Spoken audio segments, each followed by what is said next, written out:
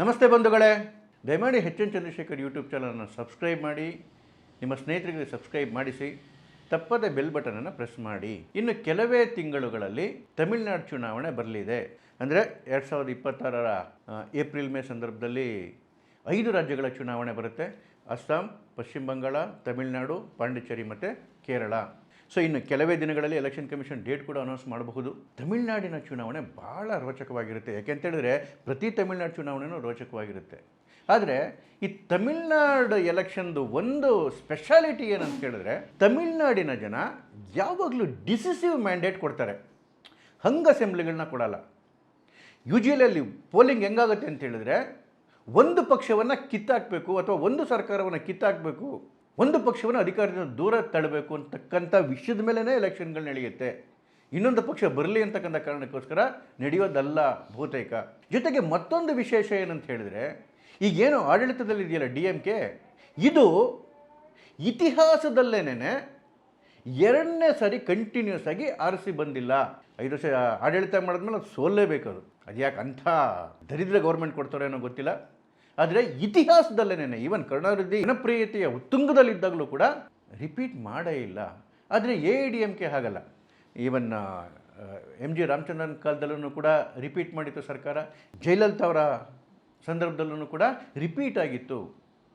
Even 5 ವರ್ಷಕ್ಕೆ ಮುಂಚೆ ಏನು ಚುನಾವಣೆ ಆಯಿತು, ಅದರಲ್ಲಿ 2 ಕನ್ಸಿಕ್ಯೂಟಿವ್ ಟರ್ಮ್ AIADMKನೇ ಬಂದಿತ್ತು. 2021ರಲ್ಲಿ ಮತ್ತೆ DMK ಬಂದಿತ್ತು. 3ನೇ ವಿಶೇಷತೆ ಏನು ಅಂತ ಹೇಳಿದ್ರೆ, ಇಲ್ಲಿ ಪ್ರೋ ಇನ್ಕಂಬೆನ್ಸಿಗಿಂತ ಆ್ಯಂಟಿ ಇನ್ಕಂಬೆನ್ಸಿ ಎಫೆಕ್ಟೇ ಜಾಸ್ತಿ. ಭಾಳ ಬೇಗ ಸಿಟ್ಟು ಬಂದ್ಬಿಡುತ್ತೆ ಜನಕ್ಕೆ ಇರ್ತಕ್ಕಂಥ ಸರ್ಕಾರಗಳ ಮೇಲೆ, ಕಿತ್ತೊಸಿಬೇಕು ಅನಿಸ್ಬಿಡುತ್ತೆ. ಇನ್ನು 4ನೇ ವಿಶೇಷತೆ ಏನು ಅಂತ ಹೇಳಿದ್ರೆ, ತಮಿಳುನಾಡಿನ ಜನ ಯಾವಾಗಲೂ ಹೊಸ ಪಕ್ಷಗಳನ್ನ ತುಂಬ ಆತ್ಮೀಯವಾಗಿ ಬರಮಾಡ್ಕೊಳ್ತಾರೆ, ಒಳ್ಳೆ ಯಶಸ್ಸನ್ನು ಕೊಟ್ಬಿಡ್ತಾರೆ ಹೊಸ ಪಕ್ಷಗಳಿಗೆ. 1996ರಲ್ಲಿ ಕಾಂಗ್ರೆಸ್ಸಿಂದ ಸಿಡಿದು ಬಂದು GK ಮುಪ್ಪನಾರ್ ಅವರು ತಮಿಳ್ ಮನಿಲಾ ಕಾಂಗ್ರೆಸ್ ಮಾಡಿದಾಗ ಅವರಿಗೆ ಬಂದಂತಹ ಚುನಾವಣೆಯಲ್ಲಿ ಅಭೂತಪೂರ್ವವಾದಂತಹ ಒಂದು ಯಶಸ್ಸು ಸಿಕ್ಕಿತ್ತು. ಅದೇ ರೀತಿ 2006ರಲ್ಲಿ ಅಲ್ಲಿನ ಫಿಲಮ್ ಆಕ್ಟರ್ ವಿಜಯಕಾಂತ್ DMDK ಪಕ್ಷವನ್ನು ಸ್ಥಾಪನೆ ಮಾಡಿದಾಗ ಅವ್ರಿಗೂ ಕೂಡ ಆ ಚುನಾವಣೆಯಲ್ಲಿ ದೊಡ್ಡ ಪ್ರಮಾಣದ ಯಶಸ್ಸು ಸಿಕ್ಕಿತ್ತು. ಯಾಕೆ ಈ ವಿಷಯವನ್ನು ಉಲ್ಲೇಖ ಮಾಡ್ತಿದ್ದೀನಿ ಅಂತ ಹೇಳಿದ್ರೆ, ಈಗ ಬರ್ತಿರ್ತಕ್ಕಂಥ ಚುನಾವಣೆಯಲ್ಲಿ ಹೊಸ ಪಕ್ಷ ಜೋಸೆಫ್ ವಿಜಯ್ ಏನು ತಮಿಳಿನ ಸೂಪರ್ ಸ್ಟಾರ್ ಅವರ TVK ಕೂಡ ಕಂಟೆಸ್ಟ್ ಮಾಡ್ತಾ ಇದೆ. ದೊಡ್ಡ ಪ್ರಮಾಣದ ಒಂದು ಅಲೆಯನ್ನು ಎಬ್ಬಿಸ್ತಾ ಇದ್ದಾರೆ ವಿಜಯ್. ಹಾಗಾದರೆ ಈ ಬಾರಿಯ ಫಲಿತಾಂಶ ಯಾವ ರೀತಿ ಇರುತ್ತೆ? ಒಂದು ಕಡೆಗೆ DMK ದೊಡ್ಡ ಮತ್ತು ಗಟ್ಟಿಯಾದ ಅಲಯನ್ಸ್ ಇಟ್ಕೊಂಡಿದೆ, ಕಾಂಗ್ರೆಸ್ಸು ಮತ್ತು ಲೆಫ್ಟ್ ಪಾರ್ಟಿಗಳ ಜೊತೆ ಗಟ್ಟಿಯಾದ ಅಲಯನ್ಸ್ ಇದೆ. AIADMKನೂ ಕೂಡ ಏನು 2021ರಲ್ಲಿ ಅಲಯನ್ಸ್ ಇತ್ತು, ಅದೇ ಅಲಯನ್ಸನ್ನು ಮೇಂಟೈನ್ ಮಾಡ್ತಿದ್ದೆ. ಜೊತೆಗೆ PMK ಕೂಡ ಸೇರಿದೆ ಅದ್ರ ಜೊತೆಗೆ. ಅಂದರೆ AIADMK, BJP, PMK ಇವುಗಳ ಒಂದು ಸಾಲಿಡ್ ಅಲಯನ್ಸ್ ಒಂದು ನಿರ್ಮಾಣ ಆಗ್ತಾ ಇದೆ. 3ನೇದಾಗಿ ವಿಜಯ್ ಅವರ ಪಕ್ಷ TVK ಕೂಡ ನ್ಯೂ ಎಂಟ್ರೆಂಟ್ ಆಗಿ ಅಖಾಡಕ್ಕೆ ಇಳಿದಿದೆ. ಹಾಗಾದರೆ ರಿಸಲ್ಟ್ ಹೇಗಿರ್ಬೋದು? ಇತಿಹಾಸವೇ ಹೇಳಲಿಕ್ಕೆ ಹೋದರೆ DMK ವಿರುದ್ಧ ದೊಡ್ಡ ಆ್ಯಂಟಿ ಇನ್ಕಂಬೆನ್ಸ್ ಇದೆ. ಇತಿಹಾಸವೇ ನೋಡಲಿಕ್ಕೆ ಹೋದರೆ AIADMKಗೆ ಒಳ್ಳೆ ಚಾನ್ಸಸ್ ಇದೆ. ಇತಿಹಾಸವೇ ಹೇಳಲಿಕ್ಕೆ ಹೋದರೆ ಹೊಸ ಪಕ್ಷಕ್ಕೆ ಕೂಡ ಜನ ಮನ್ನಣೆ ಹಾಕ್ತಾರೆ. ಹಾಗಾದರೆ ಏನಾಗ್ಬೋದು ಈ ಸರಿ? ನೋಡಿ, ಮೊನ್ನೆ JVC ಶ್ರೀರಾಮ್ ಅವರು ಒಂದು ಸಮೀಕ್ಷೆಯನ್ನು ಬಿಡುಗಡೆ ಮಾಡಿದ್ರು. JVC ಶ್ರೀರಾಮು ತುಂಬ ದೊಡ್ಡ ಹೆಸರು ಈ ಸೆಫಾಲಜಿ ವಿಚಾರದಲ್ಲಿ, ಈ ಥರ ಸಮೀಕ್ಷೆ ಮಾಡ್ತಕ್ಕಂಥ ವಿಚಾರದಲ್ಲಿ. Very reputed. ಬಿಹಾರದಲ್ಲೂ ಕೂಡ ಒಂದು ಗಟ್ಟಿಯಾದಂಥ ಸೂಚನೆಯೇ ಕೊಟ್ಟಿದ್ದರು, NDA ಗೆಲ್ಲುತ್ತೆ ಅಂತ ಹೇಳಿದರು. ಇಲ್ಲಿ ಬಹಳ ಅಕ್ಯುರೇಟಾಗಿ ಮಾಡ್ತಕ್ಕಂಥ ಪ್ರಯತ್ನ ಮಾಡಿದ್ದಾರೆ. ಮೊನ್ನೆ ಅವರ ಸಮೀಕ್ಷೆ ಆಚೆ ಕಡೆಗೆ ಬಂತು. ಆ ಸಮೀಕ್ಷೆಯಲ್ಲಿ 100 ಕ್ಷೇತ್ರಗಳ ಸಮೀಕ್ಷೆಯನ್ನು ಅವರು ಹೊರಗಡೆ ಹಾಕಿದ್ರು. ನೋಡಿ, ತಮಿಳುನಾಡಲ್ಲಿ ಒಟ್ಟಿರ್ತಕ್ಕಂಥದ್ದು 234 ಕಾನ್ಸ್ಟಿಟ್ಯೂನ್ಸಿ. ಆ 234 ಕಾನ್ಸ್ಟಿಟ್ಯೂನ್ಸಿಲಿ ಮೊದಲ 100 ಕಾನ್ಸ್ಟಿಟ್ಯೂನ್ಸಿಗಳು, ಅಂದರೆ ಸೀರಿಯಲ್ ನಂಬರ್ ಪ್ರಕಾರ 1 to 100 ಮೊದಲ 100 ಕಾನ್ಸ್ಟಿಟ್ಯೂನ್ಸಿಗಳ ಸಮೀಕ್ಷೆಯನ್ನು ಬಿಡುಗಡೆ ಮಾಡಿದ್ರು.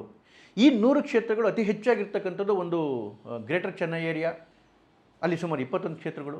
ಅದಾದಮೇಲೆ ಉತ್ತರ ತಮಿಳುನಾಡು ಮತ್ತು ಕೊಂಗು ರೀಜನ್. ಯಾಕೆ ಈ 100 ಕ್ಷೇತ್ರಗಳು ಭಾಳ ಇಂಪಾರ್ಟೆಂಟ್ ಅಂತ ಹೇಳಿದ್ರೆ, ಈ 100 ಕ್ಷೇತ್ರಗಳು NDAಗೆ ಕಬ್ಬಿಣದ ಕಡಲೆ, ಅಂದರೆ AIADMKಗಾಗಲಿ BJPಗಾಗಲಿ ಫೇವರಬಲ್ ಆಗಿರ್ತಕ್ಕಂಥ ಕ್ಷೇತ್ರಗಳಾಗಿರಲಿಲ್ಲ. ಹಾಗಾಗಿ ಇದರ ರಿಸಲ್ಟು ಡೆಫಿನೆಟ್ ಆಗಿ ತಮಿಳುನಾಡಿನ ರಾಜಕಾರಣದ ಔಟ್ಕಮನ್ನು ತೋರಿಸುತ್ತೆ. ನೋಡಿ, ಕಳೆದ ಚುನಾವಣೆಯಲ್ಲಿ 2021ರ ಚುನಾವಣೆಯಲ್ಲಿ ಈ 100 ಕ್ಷೇತ್ರಗಳಲ್ಲಿ DMK ಅಲಯನ್ಸ್ 69 ಕ್ಷೇತ್ರದಲ್ಲಿ ಗೆದ್ದಿತ್ತು. AIADMK ಅಲಯನ್ಸ್ ಗೆದ್ದಿದ್ದು ಕೇವಲ 31 ಕ್ಷೇತ್ರ. TVK ಅವಾಗ ಇರಲಿಲ್ಲ. ಅದರ ಅರ್ಥ ಈ ಬಾರಿ ಏನಾದರೂ AIDMK ಅಲಯನ್ಸು ಅಥವಾ NDA ಅಲಯನ್ಸ್ ಏನೋ ದೊಡ್ಡ ಮಟ್ಟದಲ್ಲಿ ಜಯ ಗಳಿಸಬೇಕು ಅಂತ ಹೇಳಿದ್ರೆ ಈ 100 ಕ್ಷೇತ್ರಗಳಲ್ಲಿ ಅತಿ ಹೆಚ್ಚು ಕ್ಷೇತ್ರಗಳನ್ನ ಗೆಲ್ಲೇಬೇಕು. ಜೊತೆಗೆ DMK ಅತಿ ಕಡಿಮೆ ಕ್ಷೇತ್ರಗಳನ್ನ ಗೆಲ್ಲೋ ಹಾಗೆ ನೋಡ್ಕೋಬೇಕು.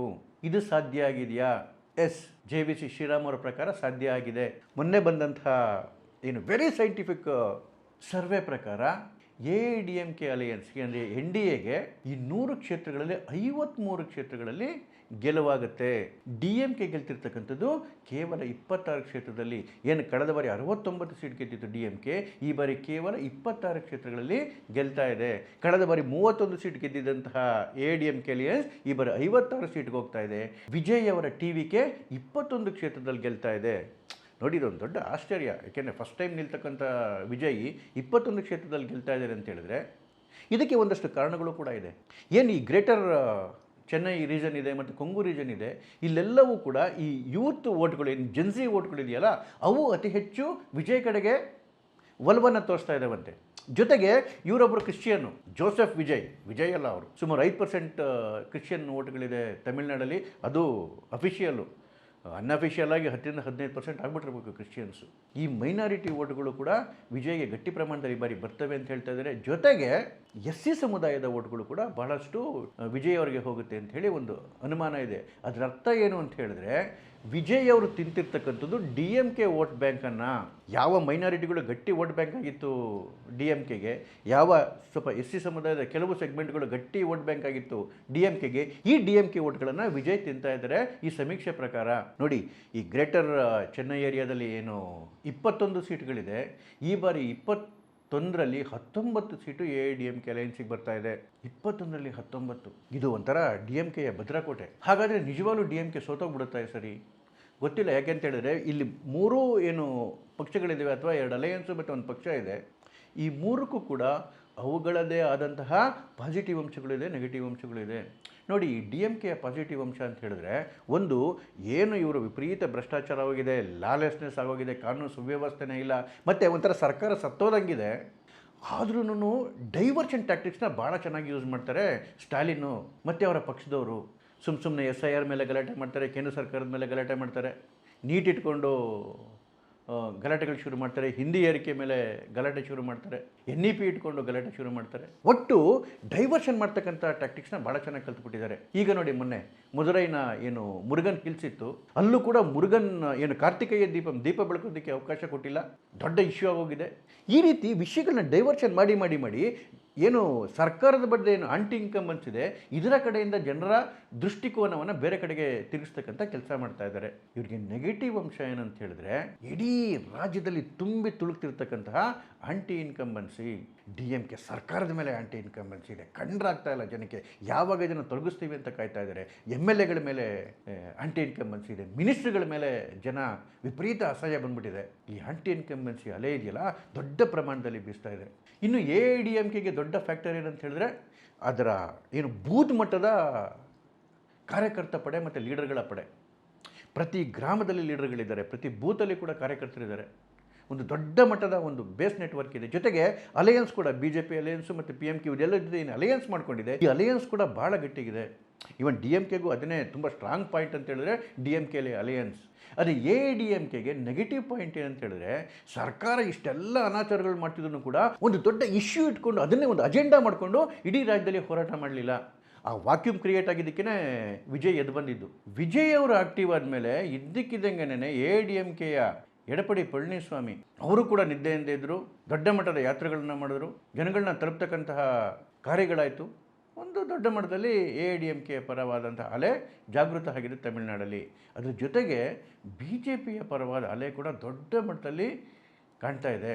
ಇನ್ನು ವಿಜಯವರ ಪಕ್ಷಕ್ಕಿರ್ತಕ್ಕಂಥ ಪಾಸಿಟಿವ್ ಮತ್ತು ನೆಗೆಟಿವ್ ಅಂಶಗಳಂತ ಹೇಳಿದ್ರೆ, ಪಾಸಿಟಿವ್ ಅಂಶ ಏನಂತ ಹೇಳಿದ್ರೆ, ಅವರು ಹೊಸ ಪಕ್ಷ, ಹಾಗಾಗಿ ಯಾವುದೇ ಬ್ಯಾಗೇಜ್ ಇಲ್ಲ. ಇನ್ನು ನೆಗೆಟಿವ್ ಅಂಶ ಅಂತ ಹೇಳಿದ್ರೆ, ವಿಜಯ್ ಒಬ್ಬರನ್ನು ಬಿಟ್ಟರೆ ಬೇರೆ ಲೀಡರ್ಗಳಿಲ್ಲ, ಗ್ರಾಸ್ ರೂಟ್ ವರ್ಕರ್ಸ್ ಇಲ್ಲ. ಬೂತ್ ಮಟ್ಟದಲ್ಲಾಗಲಿ, ತಾಲೂಕು ಮಟ್ಟದಲ್ಲಾಗಲಿ, ಜಿಲ್ಲಾ ಮಟ್ಟದಲ್ಲಾಗಲಿ ಇರ್ತಕ್ಕಂಥ ಪ್ರಭಾವಿ ನಾಯಕರುಗಳಾಗಲಿ, ಕಾರ್ಯಕರ್ತರುಗಳಾಗಲಿ ಇಲ್ಲ. ಇಷ್ಟು ಎಲ್ಲ ಪಕ್ಷಗಳ ಪಾಸಿಟಿವ್ ನೆಗೆಟಿವ್ ಆದರೆ NDAಗೆ ಒಂದಷ್ಟು ದೊಡ್ಡ ಮಟ್ಟದ ಅಡ್ವಾಂಟೇಜ್ಗಳಿದೆ. ಮೊದಲನೇದು ಪ್ರೈಮ್ ಮಿನಿಸ್ಟರ್ ಮೋದಿ. ಇವತ್ತು ಇಡೀ ತಮಿಳುನಾಡಲ್ಲಿ ಮೋದಿ ಪರವಾದಂತಹ ಅಲೆ ಬೀಸ್ತಾ ಇದೆ, ಹಿಂದುತ್ವದ ಅಲೆ ಬೀಸ್ತಾ ಇದೆ. ಜನ ಅಲ್ಲಿನ ಸಂಕುಚಿತ ಭಾವನೆಯನ್ನು ಏನು ರಾಜಕೀಯ ಪುಡಾರಿಗಳು ಅಲ್ಲಿ ನಿರ್ಮಾಣ ಮಾಡಿದರು, ತಮಿಳುನಾಡು ಬೇರೆ ಭಾರತ ಬೇರೆ ಅಂತ ಹೇಳಿ, ಅದನ್ನು ಬಿಟ್ಟು ಜನ ದೇಶದ ಕಡೆಗೆ ನೋಡ್ತಾ ಇದ್ದಾರೆ. ಮೋದಿಯವರಿಗೆ ದೊಡ್ಡ ಮಟ್ಟದ ವೆಲ್ಕಮ್ ಸಿಗ್ತಾ ಇದೆ. ಎರಡನೇದು ಹಿಂದುತ್ವದ ಅಲೆ. ನೋಡಿ, ಯಾವ ಸ್ಟಾಲಿನ್ನ ಮಗ ಉದಯನಿಧಿ ಸನಾತನ ಧರ್ಮವನ್ನು ಡೆಂಗ್ಯೂ ಅದನ್ನು ವಿನಾಶ ಮಾಡಿಬಿಡಬೇಕು, ಮೂಲಗ್ರವಾಗಿ ಅದನ್ನು ನಾಶ ಮಾಡಿಬಿಡ್ಬೇಕು ಅಂತ ಹೇಳಿದ್ದ, ಆವತ್ತು ಕೂಡ ಎದ್ದೇಳದೇ ಇದ್ದಂತಹ ಹಿಂದೂಗಳು ನಿಧಾನಕ್ಕೆ ಜಾಗೃತ ಆಗ್ತಾ ಇದ್ದಾರೆ. ಈಗ ಒಂದು ದೊಡ್ಡ ಟರ್ನಿಂಗ್ ಪಾಯಿಂಟ್ ತಮಿಳುನಾಡಲ್ಲಿ ನಡೆದಿದೆ. ಮದುರೈ ಪಕ್ಕದಲ್ಲಿ ಒಂದು ಮುರುಗನ್ ಹಿಲ್ ಅಂತ ಇದೆ, ತಿರುಪ್ಪರನ್ ಕುಂಡ್ರಂ ಅಂತ ಹೇಳಿ, ಅದೊಂದು ದೊಡ್ಡ ಇಶ್ಯೂ ಆಗ್ಬಿಡ್ತು ಈಚೆಗೆ. ಆ ಮುರುಗನ್ ಹಿಲ್ ಅಂತ ಹೇಳಿದ್ರೆ ಅದು ಸುಬ್ರಹ್ಮಣ್ಯ ಸ್ವಾಮಿ ಇರ್ತಕ್ಕಂತಹ ಬೆಟ್ಟ ಅಂತೇಳಿ ಭಾಳ ಸಾವಿರಾರು ವರ್ಷಗಳಿಂದ ಅದರ ಪೂಜೆ ಪುರಸ್ಕಾರ ನಡೀತಾ ಇದೆ. ಇನ್ನು ಮದುರೈ ಭಾಗದ ಹಲವಾರು ಸಮುದಾಯಗಳು ಅದನ್ನು ಆರಾಧ್ಯ ದೈವ ಅಂತ ಪೂಜಿಸ್ಕೊಂಡ್ಬರ್ತಾ ಇದ್ದಾರೆ. ತುಂಬ ಪವಿತ್ರವಾದಂತಹ ಬೆಟ್ಟ. ಅಲ್ಲಿ ಒಂದು ಸಿಕಂದರ್ ಶಾ ದರ್ಗಾ ಅಂತಿದೆ. ನಿಮಗೆ ಗೊತ್ತಲ್ಲ, ಒಂದು ದರ್ಗಾ ಬಂದ್ಬಿಟ್ರೆ ಯಾವ ರೀತಿ ಅವರು ಬೆಳ್ಕೊಂಡು ಹೋಗ್ತಾರಲ್ಲಿ ಅಂತೇಳಿ. ಈ ಸರ್ಕಾರಗಳ ಬೆಂಬಲದಿಂದ ಅಲ್ಲಿ ಈ ದರ್ಗಾ ದೊಡ್ಡದಾಗಿ ಬೆಳೀತಾ ಹೋಯಿತು. ಯಾವ ಮಟ್ಟಕ್ಕೆ ಬೆಳೆದ್ಬಿಡ್ತು ಅಂತ ಹೇಳಿದ್ರೆ, ಇಡೀ ಮುರುಗನ್ ಬೆಟ್ಟವೇ ನಂದು ಅಂತ ಹೇಳಿ ಶುರು ಮಾಡಿಬಿಟ್ರು. ಹಿಂದೂಗಳು ಸಂಘಟಿತರಾದರು, ದೊಡ್ಡ ಮಟ್ಟದಲ್ಲಿ ಹೋರಾಟಗಳು ಶುರುವಾದವು. ಇಲ್ಲಿ ಉಚ್ಚಿಪಿಲ್ಲಯ್ಯರ ಟೆಂಪಲ್ ಇದೆ. ಕಳೆದ ವರ್ಷವೂ ಕೂಡ ದೊಡ್ಡ ಮಟ್ಟದಲ್ಲಿ ಹೋರಾಟಗಳು ನಡೆದವು. ಅದಾದಮೇಲೆ ನೋಡಿ, ಆ ದರ್ಗಾದಲ್ಲೆಲ್ಲ ಪ್ರಾಣಿಗಳನ್ನೆಲ್ಲ ಬಲಿ ಕೊಟ್ಕೊಂಡು, ಪ್ರಾಣಿಗಳ ಮಾಂಸಗಳನ್ನೆಲ್ಲ ಮಾಡ್ಕೊಂಡು ಅಲ್ಲಿ ಪವಿತ್ರವಾದಂತಹ ಮುರುಗನ್ ಬೆಟ್ಟದಲ್ಲಿ ಮಾಂಸಾಹಾರ ಸೇವನೆ ಮಾಡ್ತಾರೆ ಅಂತೇಳಿ ಹಿಂದೂಗಳು ಪ್ರೊಟೆಸ್ಟ್ ಮಾಡಿದ್ರು ಒಂದಷ್ಟು ತಿಂಗಳ ಕೆಳಗಡೆ. ಈಗೇನಾಗಿದೆ ಅಂತ ಹೇಳಿದ್ರೆ, ಆ ಮುರುಗನ್ ಬೆಟ್ಟದ ತುದಿನಲ್ಲಿ ಕಾರ್ತಿಕೈ ದೀಪಂ ಅಂತ ಹೇಳಿ ಒಂದು ದೀಪ ಬೆಳಗ್ತಕ್ಕಂಥ ಕಾರ್ಯಕ್ರಮವನ್ನು ನೂರಾರು ವರ್ಷದಿಂದ ಆಚರಣೆ ಮಾಡ್ಕೊಂಡ್ಬರ್ತಾಯಿದ್ರು ಹಿಂದೂಗಳು. ಈ ದರ್ಗಾದವರ ಗಲಾಟೆ ಜಾಸ್ತಿ ಆಡಿದ್ಮೇಲೆ ಈ ಸರ್ಕಾರದವರ ಬೆಂಬಲದಿಂದ ಆ ದೀಪ ಬೆಳಗ್ತಕ್ಕಂಥ ಕಾರ್ಯಕ್ರಮನ ನಿಲ್ಲಿಸ್ಬಿಟ್ಟಿದ್ರು.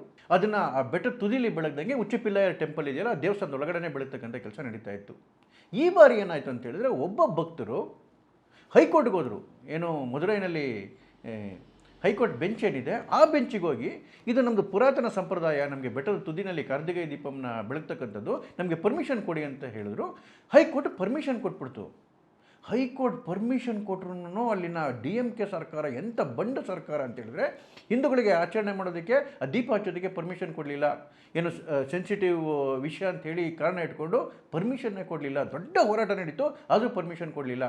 ಮತ್ತೆ ಡಿವೋಟಿ ಕೋರ್ಟ್ಗೆ ಹೋದರು, ಕಂಟೆಂಪ್ಟ್ ಆಫ್ ಕೋರ್ಟ್ ಅಂತ ಹಾಕ್ಕೊಂಡು.